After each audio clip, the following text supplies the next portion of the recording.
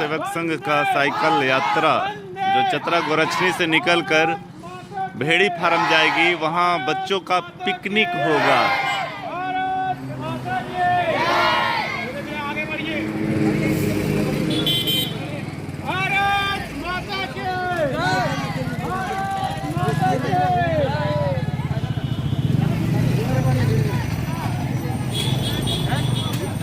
Good morning sir. Good morning.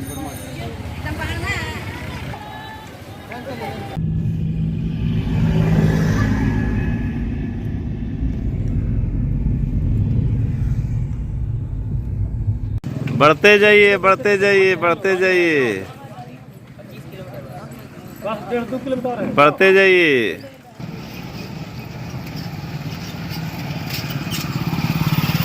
राष्ट्रीय स्वयंसेवक संघ चतरा शहर चला गांव की ओर साहसिक साइकिल यात्रा में सम्मिलित हुए सैकड़ों विद्यार्थी। चलिए दो लोग आगे बढ़िए। भारत माता के, भारत माता के, वंदे वंदे वंदे। चलो चलो ले ले भाई ना ना भाई हल्का मेरे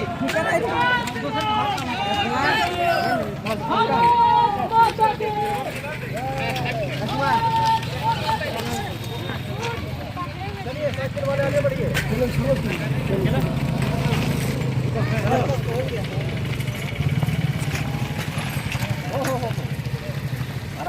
आराम से चलो, आराम से।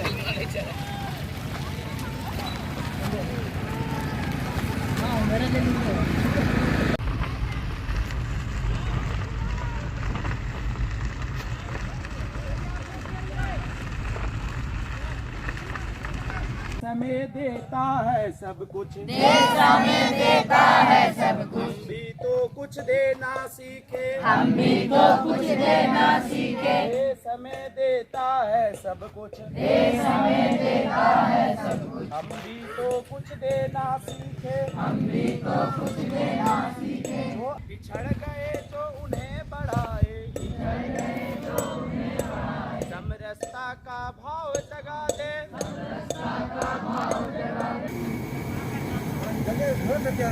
राष्ट्र का यही उद्देश्य है अपना, यही उद्देश्य है अपना। जगाना देश है अपना, जगाना देश है अपना। जगाना देश है अपना, जगाना देश है अपना।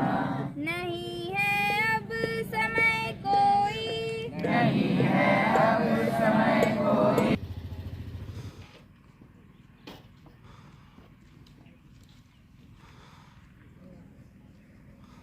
का नाम गणेश छू है। गणेश छू, चलिए स्टार्ट करो ये।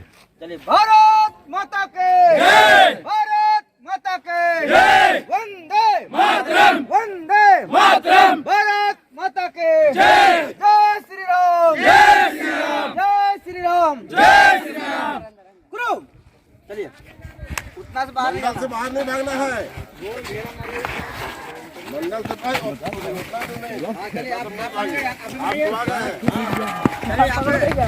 जो छुआ गए हैं गणेश बन जाएंगे।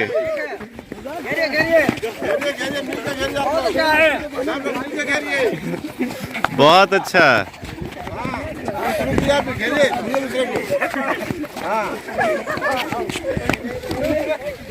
जो छुआ गए शुरू कीजिए आप लोग। यहाँ नमस्ते जी का कार्यक्रम चल रहा है और उस स्थान पे सबसे पहले कौन पहुँचते हैं?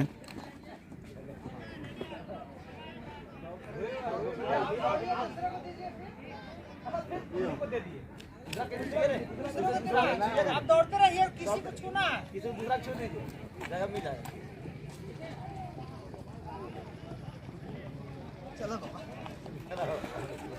दौड़िए दौड़िए दौड़िए, बीच में मिलते तो नमस्ते जी कहना है। और यहाँ देखेंगे आप लंगड़ी कबड्डी लंगड़ी कबड्डी का आनंद लेंगे आप।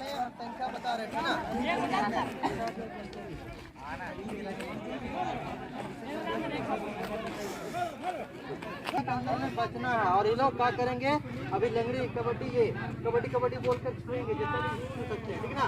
और हम संख्या जैसे बोलेंगे ये लोग आएंगे, ठीक है ना। सुना क्या? और अंदर वाले बचेंगे। चले संख्या 1 कबड्डी जहाँ पाँच छोड़ेंगे जिनको कितना दिया। चलो 2 लोग 12 दे जाइए। संख्या 5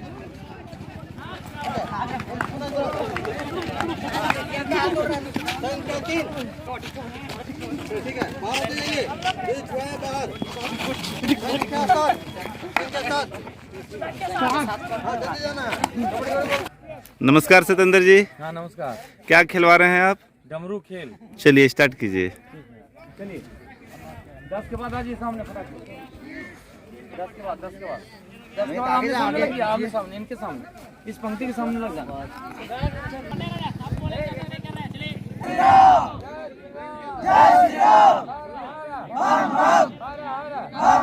चलिए शुरू करेंगे तो आप भी आराम से फटाफट फटाफट।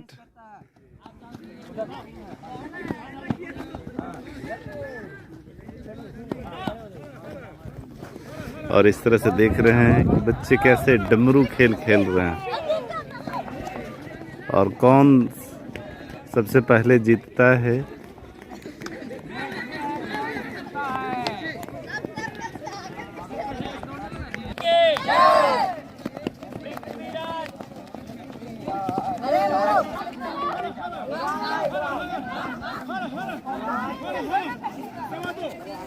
अंक का खेल है, ठीक है। 4 आना जो होता है ना, जिसको 25 पैसा बोलते हैं, उसके में लेट जाना, सो जाना है।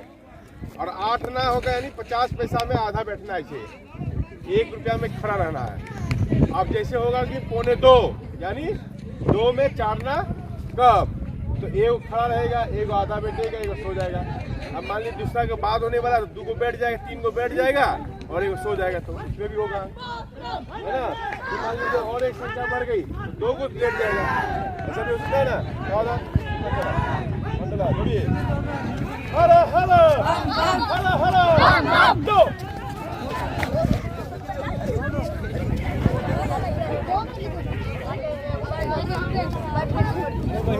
जोड़िए, वहाँ नहीं चिपक सकती हो। हाँ बैठ जाओ, हो गया 2। आपका कैसे हो गया जी? 2 हो गया, 2 हो गया, वाह बढ़िया, बहुत बढ़िया। आधा आधा 1 2 हरा हरा हरा हरा हरा भाई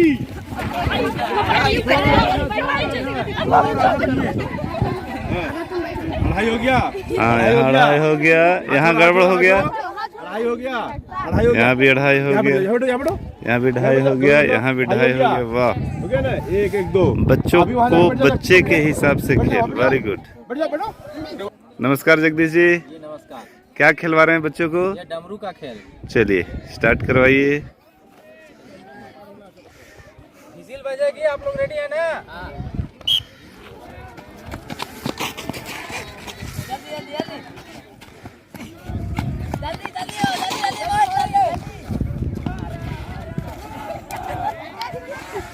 बच्चे मनोरंजन करते हुए संघ के इस कार्यक्रम में हिस्सा ले रहे हैं और खेल रहे हैं।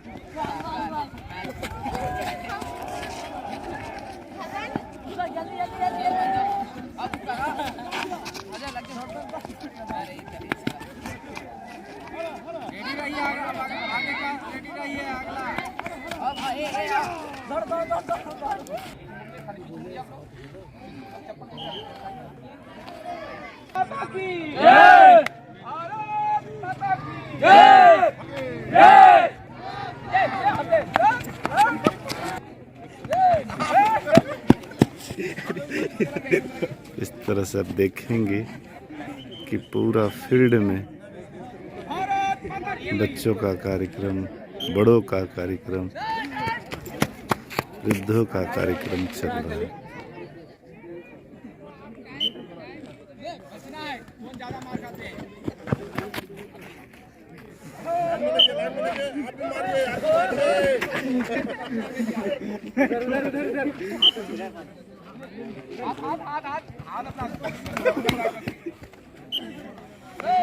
बोलना उतने संख्या में रखना है।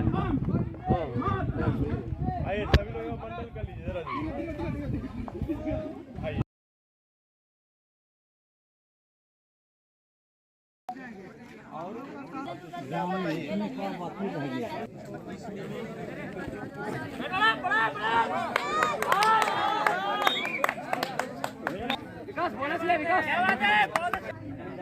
पहले से कह दीजिए कि अगला बार कौन जाएंगे। तैयार रहिएगा।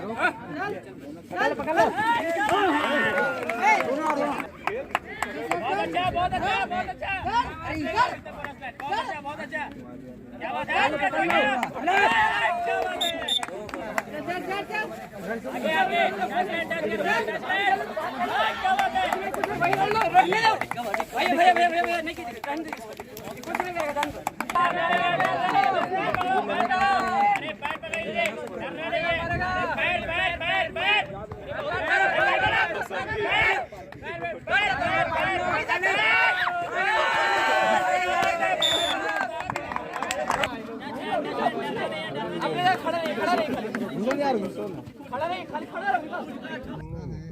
निर्गुण नहीं समझता, बलि ही बल का महत्व समझता है, निर्बल नहीं समझता।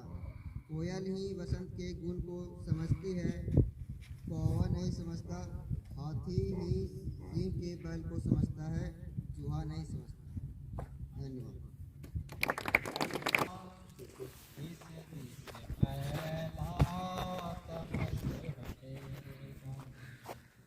जिस दिन सोया राष्ट्र जगेगा, जिस दिस फैला तमस हटेगा। भारत विश्व बंधु का गायक, भारत मानवता का नायक, भारत विश्व बंधु का गायक, भारत मानवता का नायक। सदियों से था युगों रहेगा, दिस दिस फैला तमस हटेगा।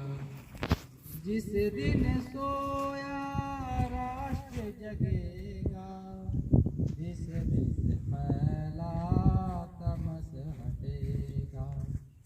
वैभवशाली जब हम होंगे, वैभवशाली जब हम होंगे, नहीं किसी से हम कम होंगे। राह एक है, कोटि हृदय और भाव एक है। बात हमारी विश्व सुनेगा, दिस दिस फैला तमस हटेगा। 25 किलोमीटर से साइकिल यात्रा करके आए हैं। आप सभी को हमारे जांगी पंचायत की तरफ से आभार हो। इसके लिए हम लोग को पहल करना चाहिए और सभी विषयों पर समाज का कार्य अच्छा हो, इसके लिए हम लोग को एकजुट रहना चाहिए, जो समय पर कभी भी एक बल के अनुसार हम लोग आगे बढ़ें और अपने सभी सामने वाले को स्वस्थ कैसे रहें, स्वस्थ रहने के लिए कुछ व्यायाम या और भी जो भी व्यवस्था है वो बताना चाहिए। सफाई बंधु, अभी एक सुभाषित के बाद सभी ने ताली बजाई तो ध्यान में उड़ाया कि अधिकांश लोग नए हैं, इसलिए नए लोग के बीच में संघ का परिचय होना चाहिए कि संघ करता क्या है। राष्ट्रीय स्वयंसेवक संघ का नाम हम सभी जानते हैं। कई लोग सोचते हैं कि यह मुस्लिम विरोधी संगठन है, कई लोग को लगता होगा यह सेवा काम करता है, यह उसी प्रकार है जिस प्रकार अंग्रेजी की किताब में 7 ब्लाइंड के बारे में कहानी है। 7 अंधों को हाथी दिखाने के लिए ले जाया गया, हाथी दिखाने के लिए 7 अंधे गए, 7 लोग गए और जाने के बाद हाथी को देखने लगे। सभी की आंखें तो थी नहीं, तो स्पर्श करके अनुभव कर रहे थे। किसी को हाथी का पेड़ छुआया गया, वो हाथी का पेड़ को छू के देखा। किसी ने सूंड को छुआ तो लगा कि हाथी इस प्रकार का है। किसी ने हाथी के दांत को छुआ तो उनको लगा कि पतला सा, लंबा सा, पतला मोटा इस प्रकार हाथी है। किसी ने पूंछ को छुआ, किसी ने हाथी के पेट को छुआ। इस प्रकार सभी ने एक एक अंग को छुआ। जब उनसे पूछा गया कि जब आने के बाद पूछे कि हाथी को आपने देखा क्या, स्पर्श किया? तो हाँ, सभी ने किए। तो बताओ हाथी कैसा होता है? तो किसी ने कहा कि हाथी विशाल दीवार की तरह जिसको धक्का नहीं दिया था। जिसने पेट छुआ इस प्रकार बताया। जिसने कान छुआ तो बताया कि वो पंखा देने वाला, जो हाथ से पंखा देते हैं उस प्रकार पंखे की तरह हाथी है। किसी ने सूंड छुआ तो बोला कि हाथी का जो है वो इस प्रकार बना हुआ है, वो हाथी इस प्रकार का है। जिस प्रकार लोगों ने छुआ और उन्होंने हाथी का उस प्रकार से अनुभव किया। उसी प्रकार जो राष्ट्रीय स्वयंसेवक संघ के बारे में हम जो सुनते हैं तो हमको लगता है कि राष्ट्रीय स्वयंसेवक संघ उस प्रकार का है। जब कोई संघ विरोधी, देश विरोधी जब राष्ट्रीय स्वयंसेवक संघ को देश का दुश्मन कहता है, गांधी का हत्यारा कहता है, लोग को लगता है कि इन्होंने देश के महापुरुषों को हत्या की। कोई जब देखते हैं कि जब बाढ़ आती है, कहीं पर कहीं तूफान आता है, कहीं पर भूकंप आता है, संघ के स्वयंसेवक सबसे आगे रहते हैं वहां पर सेवा करने के लिए समाज की। कोई कहता है, तब देखते हैं तो लोग कहते हैं कि संघ का स्वयंसेवक सेवा में सबसे आगे है। जब 1972 में और 48 में, 65 में, 62 में जब ये भारत के साथ और पाकिस्तान और चीन के साथ अब लड़ाई हुई, देश का विभाजन हुआ, उस समय देश के सेनाओं के साथ कंधे से कंधा मिलाकर राष्ट्रीय स्वयंसेवक संघ के स्वयंसेवक सेना के साथ काम करते थे। तो लोग को लगता था यह सैनिकों का एक संगठन है। जब देश में किसी प्रकार का जब दंगा होता है तो कोई मुसलमान केवल संघ को टारगेट करता है तो कहता कि राष्ट्रीय स्वयंसेवक संघ मुस्लिम विरोधी है। जो जिस प्रकार का देखता है लोग इस प्रकार की भावनाओं के साथ कहता है कि संघ इस प्रकार का है, लेकिन वास्तविकता में संघ के बारे में हम थोड़ा जानते हैं। इसलिए संघ को जानना है तो सबसे पहले शाखा आना पड़ेगा। शाखा आएंगे तो संघ के बारे में हम जान पाएंगे। आज जिस संघ में हम आए हैं, राष्ट्रीय स्वयंसेवक संघ में आए हैं, इसकी स्थापना डॉक्टर हेडगेवार ने की। डॉक्टर हेडगेवार को पहले जानेंगे तब संघ के बारे में जान सकते हैं। डॉक्टर हेडगेवार जो बचपन से देशभक्त, माने वो केवल 4 साल की 6 साल के जब थे और जब LKG UKG में जब जाते थे, पढ़ते थे, तो स्कूल में जब रानी विक्टोरिया का जब राज्यारोहण पर मिठाइयां बांटी जा रही थी। रानी विक्टोरिया कौन थी? इंग्लैंड की महारानी। हमारा देश कौन था?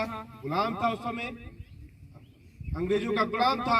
सभी बच्चों को मिठाई फ्री लगती है, इसलिए बच्चों ने मिठाई ली और मिठाई खा ली।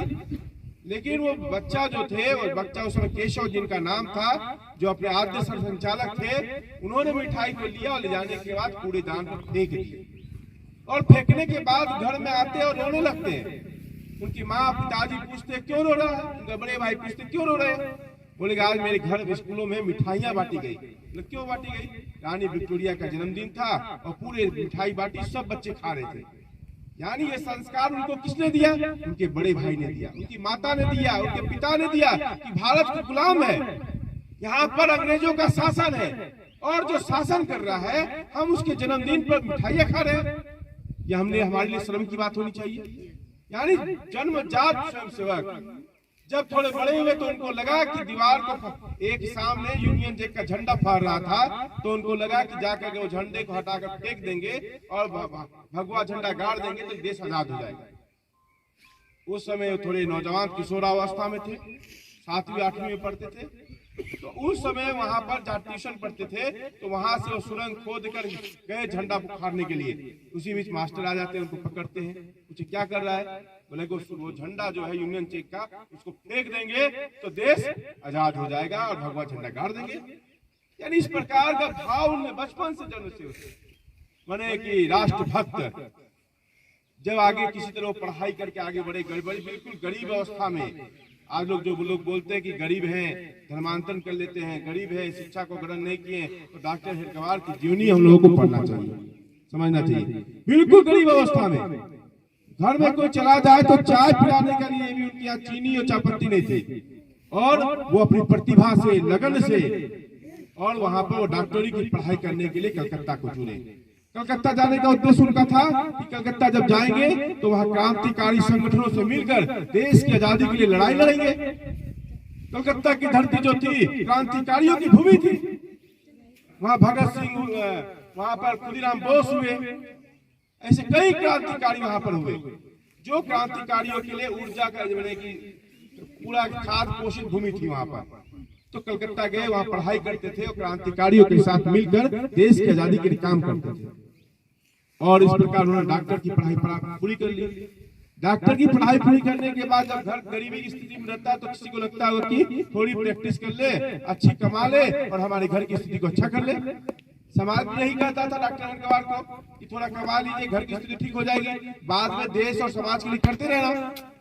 लेकिन डॉक्टर हेडगेवार ने कहा, जो हमारे सरसंघचालक हुए, आदि सरसंघचालक है जिन्होंने संघ की स्थापना की, उन्होंने कहा कि जब मेरी माँ बीमार है, जो मेरी जननी है, मातृभूमि है, या जो मातृभूमि हमारी बीमार है, और मैं कैसे प्रैक्टिस करके बाकी लोग को ठीक कर सकता हूँ। इसलिए जब मेरी माँ स्वस्थ होगी, जब मेरी माँ आजाद होगी, तो यहाँ के पुत्र भी आजाद पैदा होंगे और स्वतंत्रता के लिए संघर्ष करेंगे। इसलिए मेरी माँ को ठीक करना है तो भारत के जो हिंदू समाज है उसको संगठित करना होगा। इसलिए उन्होंने हिंदू संगठन करना प्रारंभ किया। उससे पहले जब वहां से लौटे कलकत्ता से तो कांग्रेस में सक्रिय हो गए। वो कांग्रेस में सक्रिय होकर स्वतंत्रता संग्राम के लिए आंदोलन करने लगे। तो उनके 2-3 घटनाएं उनके जीवन में सबसे उनको मर्माहत करने वाली घटना थी। उनको लगा कि अगर ये कांग्रेस से देश आजाद हो जाएगा तो हमारे देश की आजादी कायम रहे, इसकी क्या गारंटी। फिर कोई शक्तिशाली आएगा, आक्रमणकारी बाहर से आएगा, फिर हमको गुलाम बना लेगा। लेकिन हमारा देश गुलाम क्यों हुआ? इसके लिए डॉक्टर हेडगेवार के जीवन में जो 2-3 घटनाएं हुई, वो घटना इस प्रकार की थी। एक बार बड़ी सभाएं हो रही थी, अभी हम यहाँ बैठे हैं 200 लोग, तो वहां पर लगभग हजारों लोग थे और एक पुलिस डंडा लेकर आया देखने के लिए कितने लोग आए हैं। वो देखने के लिए आया, किसी ने कहा दिया भागो पुलिस, और वो हजारों लोग भाग गए वहां से, भगदड़ मच गई, हजारों लोग चीख के मर गए, पैर टूट गया, किसी का हाथ टूट गया, इस प्रकार भगदड़ मच गई। एक व्यक्ति आया, कहा भागो पुलिस, और पूरा लोग भगदड़ मच गए। यानी जो लंबे लंबे भाषण दे रहे थे, अंग्रेज आएंगे, मुट्ठी भर अंग्रेज है, उनको एक एक पत्थर मारेंगे, सारे अंग्रेजों को हम बाहर फेंक देंगे, केवल एक पुलिस का नाम सुनकर पूरा लोग भाग गए। उनको लगा कि लोगों साथ, इतने लोग साथ में हैं, लेकिन सबको लगता है कि हम अकेले हैं, यानी मेरे साथ कोई नहीं, हम अकेले भीड़ में, तो यानी साथ बैठेंगे तो संगठन बनेगा। एक घटना उनके जीवन में। दूसरी घटना 1920 ईस्वी के आसपास, जब मुंबई में एक कांग्रेस का अधिवेशन हो रहा था और डॉक्टर हेडगेवार उसकी व्यवस्था देख रहे थे। उस अधिवेशन में जो मुस्लिम नेता उसकी अध्यक्षता करने के लिए आ रहे थे, उन्होंने कहा, क्योंकि उस समय पूरे देश भर में वंदे मातरम का 1906 से जो वंदे मातरम गीत गाया जा रहा था, तो कोई भी आंदोलन होता था तो वंदे मातरम गीत मंच में गाया जाता था।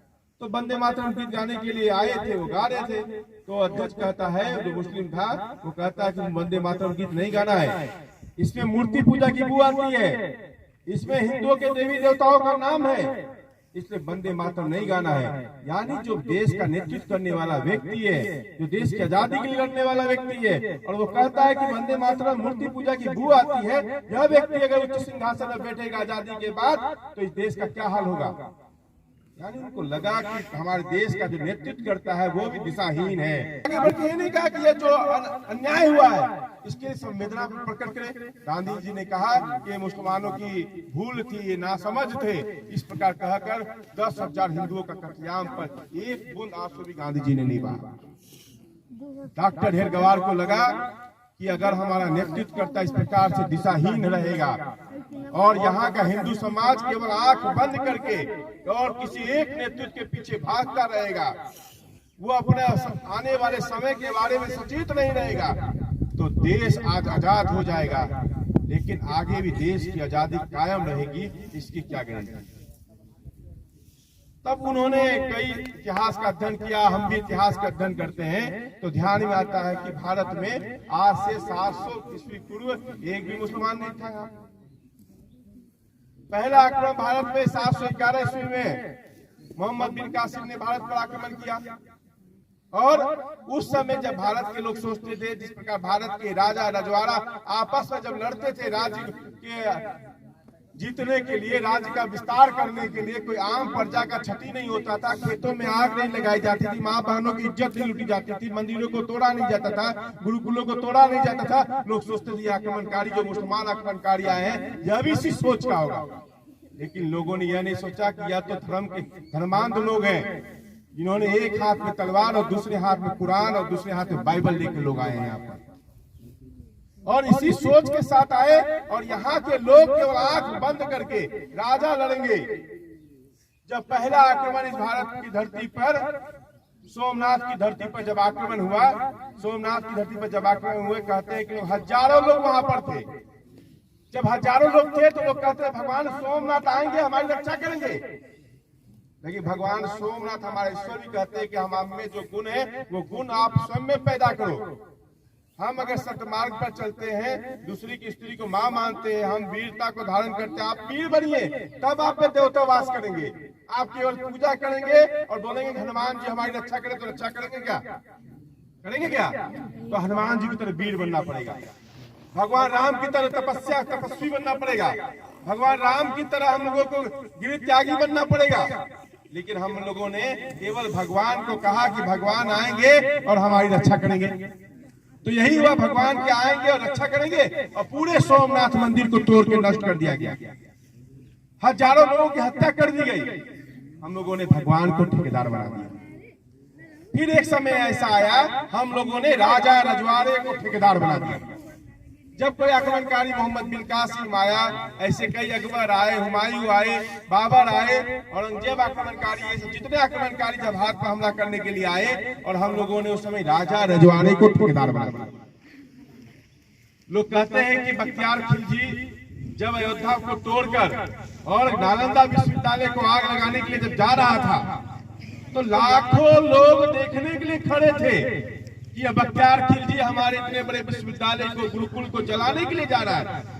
अगर बख्तियार खिलजी का इतिहासकार लिखता है, एक एक व्यक्ति ने अगर एक एक पत्थर मारा होता तो बख्तियार खिलजी इतना बड़ा विश्वविद्यालय जो था, नालंदा विश्वविद्यालय जला नहीं पाता, वो मर जाता, वो नालंदा तक पहुंच भी नहीं पाता। लेकिन लोग क्या सोचते थे? राजा आएंगे, राजा हमारी रक्षा करेंगे, इस भाव से लोग रहते थे। तो डॉक्टर हरिद्वार को लगा, इससे पहले भी कई लोग हुए, महाराणा प्रताप हुए, लड़ाई लड़ रहे थे मुसलमानों के खिलाफ, अकबर के खिलाफ लड़ाई लड़ रहे थे।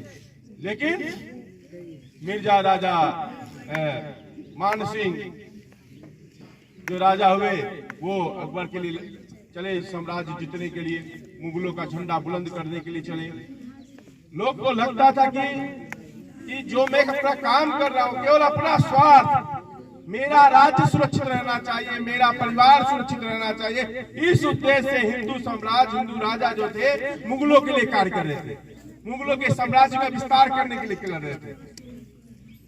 हम लोग देखते हैं कि इसके पूर्व में पृथ्वीराज चौहान, जब मोहम्मद गोरी के साथ जब लड़ाई हो रही थी, और उस पृथ्वीराज चौहान ने मोहम्मद गोरी को 17 बार यानी 16 बार क्षमादान दिया, और 17 बार जब हमारे राजा पृथ्वीराज चौहान को जब बंदी बनाया गया छल से, जयचंद के द्वारा जब छल किया गया, अपना ही ससुर जो छल किया, तो पृथ्वीराज चौहान को बंदी बना दिया गया।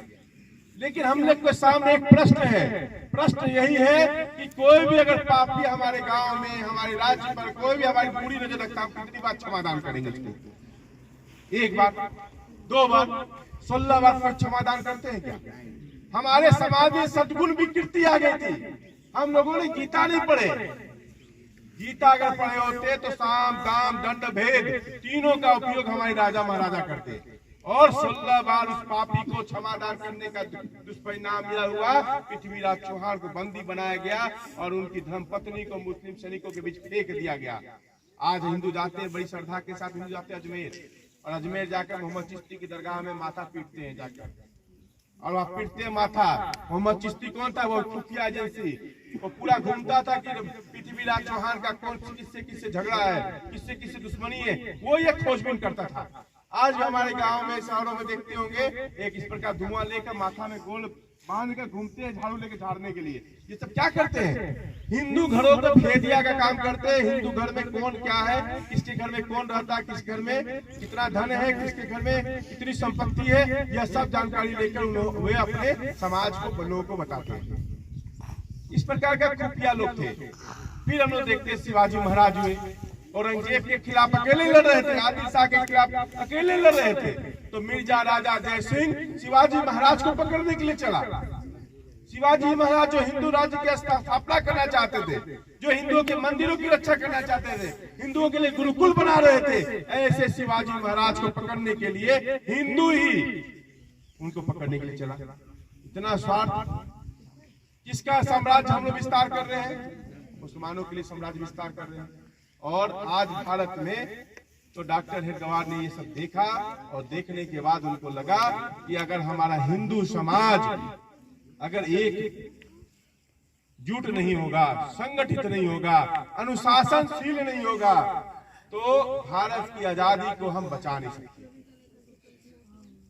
यह सोचकर डॉक्टर हेडगेवार ने 1925 ईस्वी में संघ की स्थापना की, और छोटे छोटे बच्चे को लेकर, जिस प्रकार आप लोग आए हैं, इस प्रकार के नौजवानों को, बच्चों को लेकर उन्होंने शाखा की व्यवस्था शुरू की, और शाखा में खेल खेल के माध्यम से, गीत गीत के माध्यम से राष्ट्रीय निर्माण होना चाहिए। अब बताइए, इतनी जो समस्याएं आई देश में, जो बाहरी आक्रमण हुआ, इसमें केवल राजाओं का नुकसान हुआ कि हमारा भी नुकसान हुआ? किसका नुकसान हुआ? हम लोगों का भी नुकसान हुआ, हमारे परिवारों का भी नुकसान हुआ। तो केवल राजा को रक्षा करना चाहिए था कि हम लोगों को भी रक्षा करना चाहिए था? तो हमारे पूर्वजों ने इस प्रकार शस्त्र उठाकर विरोध नहीं किया, जिसका दुष्परिणाम ये हुआ।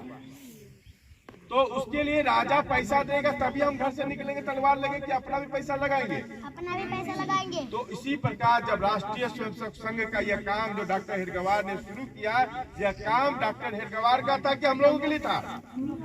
ये हिंदू समाज के लिए काम है, यह हिंदू समाज के संगठन करने के लिए काम किया उन्होंने। और इस प्रकार छोटे छोटे बच्चे को खेल खेल के माध्यम से उन्होंने संघ के कार्य के लिए जोड़ा। हम लोग भी कबड्डी खेल रहे थे, और कबड्डी में जब खेल रहे थे तो देखे हम लोग, कबड्डी में एक खिलाड़ी जाता है कबड्डी कबड्डी कबड्डी बोलकर, और छूने के लिए गया, और 4-5 खिलाड़ी पकड़ने के बाद उसको पीठ पटक देते हैं, और पटकने के बाद 2-3 फाइट मारते भी पेट में, कि डर के मारे ये दोबारा नहीं आए। लेकिन फिर वो जाता है और हिम्मत करता है कि मैं सामने वाले को छू कराऊंगा। तो यह खेल जो क्या संस्कार देता है? क्या संस्कार देता है? हिम्मत नहीं हारना, अपने में शक्ति का विकास करना। आज गांव गांव में कबड्डियां बंद हो गई, हम क्रिकेट के पीछे भाग रहे हैं। जो संस्कार निर्माण जो खेल के माध्यम से होना चाहिए, यह संस्कार निर्माण के लिए हम क्रिकेट खेल रहे हैं। अगर गांव गांव में कबड्डियां होती तो कोई आक्रमणकारी हमारे गांव में हमला कर पाता क्या? नहीं कर पाता। तो जब तक गांव में कबड्डियां हुई, तब तक गांव में कोई भी बाहरी आक्रमणकारी हमला नहीं कर पाए।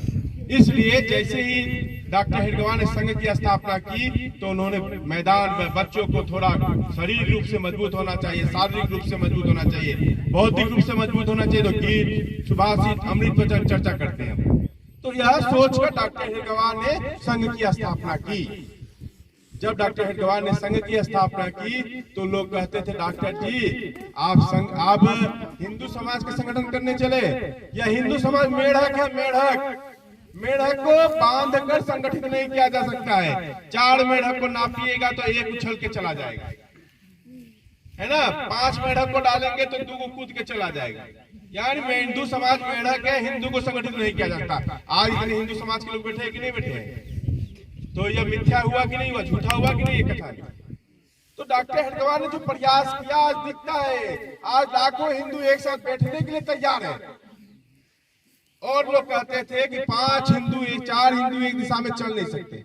इस प्रकार मजाक उड़ाते थे कि 4 हिंदू कब चलता है? जब 5वां उसके कंधे में है और राम नाम सत्य होते हुए जब जाता है। यानी कोई मरता है तभी 4 हिंदू जाते हैं, और आज इतने हिंदू एक साथ बैठे हैं। ऐसे कई जिलों में बैठते हैं, ऐसे कई प्रांतों में बैठते हैं, कई गाँव में इससे ज्यादा लोग बैठते हैं। तो इतने हिंदू संगठित हुए कि नहीं? तो लेकिन हमको अपने इतिहास को जानने की आवश्यकता है। इस प्रकार डॉक्टर हेडगेवार का लोग मजाक उड़ाते थे, तो डॉक्टर हेडगेवार ने संघ की स्थापना की और आज संघ 97 वर्ष का संघ हो चुका है। संघ का 100 वर्ष होने वाला है और हम लोग देखते हैं कि हिंदू समाज किस प्रकार शक्तिशाली रूप से खड़ा हो रहा है। पहले कोई बड़ी बड़ी जुलूसें नहीं निकलती थी, कोई बड़े बड़े सम्मेलन नहीं होते थे, कथावाचक कभी हिंदुओं के स्वाभिमान के लिए कहते नहीं थे। आज कथावाचक हिंदुओं के स्वाभिमान के लिए कहा जा रहा। लेकिन हमारे परिवार को तोड़ने के लिए विभिन्न फिल्मों के माध्यम से, हिंदू के घरों को तोड़ने के लिए, हिंदुओं के संस्कार को नष्ट करने के लिए फिल्म के माध्यम से, बॉलीवुड के माध्यम से हमारे घरों में प्रदूषण फैलाया गया। एकल परिवार के लिए अलग से फिल्म निकाली गई। इस प्रकार इस समाज के नौजवानों को भ्रमित करने के लिए नशा युक्त फिल्म बनाई गई। किसी प्रकार की हिंदू जब नौजवान लगता है कॉलेज में चले गए तो थोड़ा नशा करना चाहिए। तो आज ये देश में आज भी वो समस्या है, ये जो प्रदूषण घर घर फैला है, प्रदूषण आज भी हम कहीं ना कहीं ग्रसित हैं इससे। अगर हम इधर कोचिंग जाती है और कोई विधर्मी व्यक्ति इसको फंसा लेता है और ले जाता है, मुसलमान बना ले रहा है, कोई ईसाई बना ले रहा है। हम घर में संस्कार दिए हैं, अपने घरों के बच्चों के बीच में इस प्रकार क्यों नहीं बात करते हैं? आज लाखों हिंदू लड़कियां मुसलमानों के साथ भाग रही है, उनको फंसाया जा रहा है। केवल हिंदू लड़कियां ही प्रेम करती है क्या?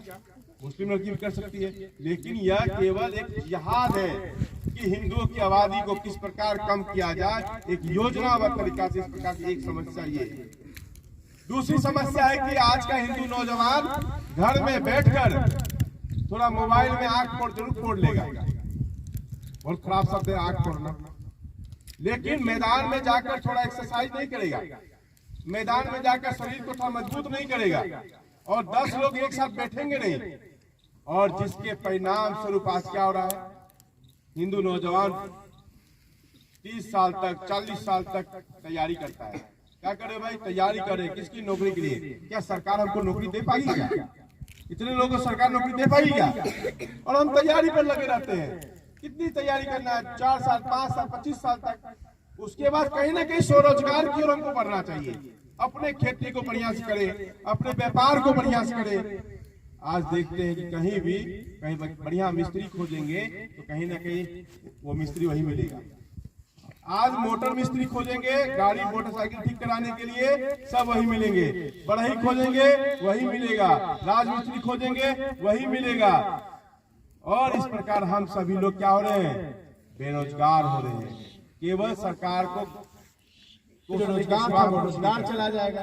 नहीं बैठेंगे तो हमारे नौजवानों के बीच में 10 नौजवानों के बीच में एक भी धर्मी घुसता है और सबको, किसी को ब्राउन शुगर की आदत डालता है, किसी को सिगरेट पीने की आदत डालता है। आज ये घटना होती है। 10 हिंदुओं के बीच 2 भी धर्मी घुस जाएगा, अपराध उससे करवाएगा। माने उत्प्रेरक का काम, जब जाएंगे आप लोग केमिस्ट्री पढ़ेंगे, उत्प्रेरक का काम माने इस प्रकार उत्प्रेरक का काम वो करते हैं। यानी हमारे समाज को किस प्रकार तहस नहस करना है, वो रात दिन बैठ कर योजना बनाते हैं। लेकिन हमारा देश सुरक्षित रहना चाहिए तो हम सुरक्षित रहेंगे, इसके लिए हम कहाँ योजना बनाते हैं? इसलिए हम सभी नौजवानों को और हमारे देश के भविष्य जो बाल है, हम लोग कहीं ना कहीं बैठना चाहिए। आज हम विद्यार्थी है, हमको लगता होगा कि अपना थोड़ा करियर बना ले, थोड़ा पढ़ ले, नौकरी ले ले, फिर समाज का काम करेंगे ना। लेकिन हम कश्मीर के बारे में ज्यादा नहीं, 1900 जो विभेद पैदा किया और इस विभेद पैदा करने के कारण ये खाई बढ़ गई। और ये खाई इस प्रकार की बढ़ गई तो आज हम समाज में छुआछूत व्यापक हो गया। इसलिए अगर हिंदू समाज को मजबूत करना या मुट्ठी कम या हाथ कम मजबूत रखना, यानी सारे समाज के जाति बिरादरी के लोग जब एकजुट होंगे तो ये मुट्ठी बनेगी और ये शक्ति का प्रतीक बनेगा। जो रोजगार था वो रोजगार चला जाएगा। नहीं बैठेंगे तो हमारे नौजवानों के बीच में 10 नौजवानों के बीच में एक भी धर्मी घुसता है और सबको, किसी को ब्राउन शुगर की आदत डालता है, किसी को सिगरेट पीने की आदत डालता है। आज ये घटना होती है। 10 हिंदुओं के बीच 2 भी धर्मी घुस जाएगा, अपराध उससे करवाएगा। माने उत्प्रेरक का काम, जब जाएंगे आप लोग केमिस्ट्री पढ़ेंगे, उत्प्रेरक का काम माने इस प्रकार उस प्रोजेक्ट का काम वो करते हैं।